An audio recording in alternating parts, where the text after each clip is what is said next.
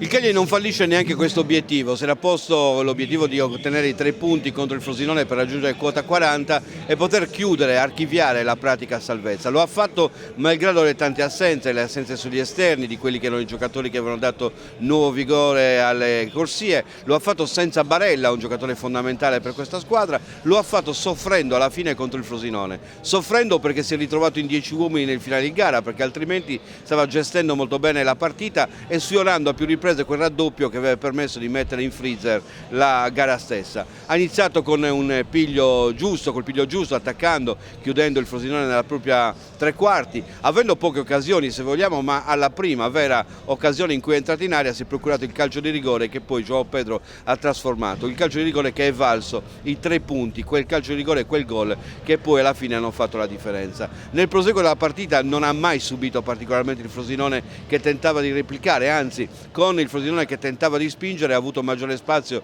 per sfiorare il suo gol, Pavoletti in particolare su un colpo di testa nel corso del secondo tempo, ma anche un'altra occasione per João Pedro. Come abbiamo detto, l'episodio dell'espulsione di Faragò ha cambiato un po' la partita, l'inerzia, con il Frosinone che ha attaccato per gli ultimi 20 minuti, 15 di gara più 5 di recupero, con una occasione in particolare, quella di Ciano, che è stata deviata in calcio d'angolo dal solito Cranio, sempre molto attento e sempre capace di mettere in cassaforte qualsiasi risultato. Insomma, alla fine il Cagliari ha raggiunto quota 40, potrà recuperare i suoi giocatori, quelli infortunati e quelli squalificati, perderà Faragò per squalifica chiaramente dopo l'espulsione di oggi, ma potrà andare a giocare sul campo della Roma con il piglio di chi ormai non ha niente da perdere, anzi tutto da guadagnare, e con il desiderio di dimostrare che l'obiettivo in più che si è posto non è un obiettivo effimero, è un obiettivo che può realmente ottenere, dando onore anche al campionato, cercando di onorarlo in termini sportivi, cercando di ostacolare le squadre che affronterà, indipendentemente dal fatto che il suo principale obiettivo,